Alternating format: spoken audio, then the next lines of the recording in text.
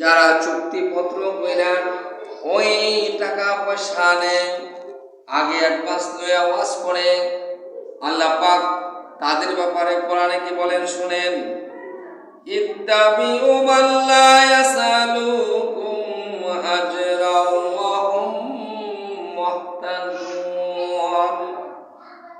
অনুসরণ করো তাদের যারা তোমাদের নিকট কোনো প্রতিদান চায় না এবং যারা সৎপথ প্রাপ্ত। ইত্তাবা করো, অনুসরণ করো, মাল্লা ইয়াসআলুকুম আজরাও, তাদেরকে যারা প্রতিদান চায় না, আজরাও ওয়া হুম মুহতাদুন, এবং যারা সৎপথ প্রাপ্ত। অর্থাৎ আল্লাহ কইতেছে তাদেরকে অনুসরণ করো যারা প্রতিদান চায় না। এখন মাহফিল করা গেলে বা কত দাম বুঝু, বা আমার তো 35,000 টাকা দেয়, তাহলে বোঝা গেল তারা আরো বেশি দিয়ে আমার, এই হিসাবে আমাদের দেশের প্রচলিত অবস্থা। আল্লাহ কয় তাদেরকে অনুসরণ করো যারা প্রতিদান চায় না। এখন যে সমস্ত বক্তারা এই কন্ট্রাক্ট করে ওয়াজ মাহফিল করে এবং যে সমস্ত মুসল্লিরা তাদেরকে দাওয়াত দেয়, হ্যাঁ, আল্লাহ বলতেছে কি তোমরা কি করো না, তাদেরকে অনুসরণ করো না, তাদেরকে অনুসরণ করো যারা প্রতিদান চায় না। এখন যারা চা তাদেরকে কেন দাওয়াত দেন? এটাই তো আমাদের ভুল। যারা চা তাদেরকে দাওয়াত দেওয়া যাবে না। আল্লাহ বলছে তাদেরকে অনুসরণ করো যারা প্রতিদান চায় না।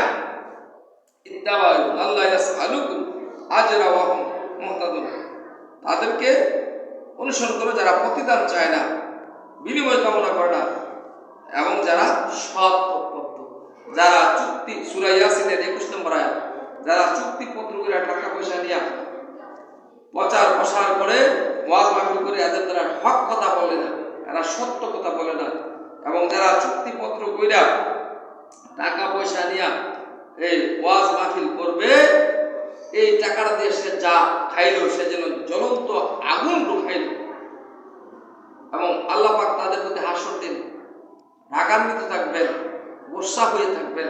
তারা বলবে দুনিয়াতে আমরা ইসলাম প্রচার করেছি, আমাদেরকে ব্যস্ত দান করেন।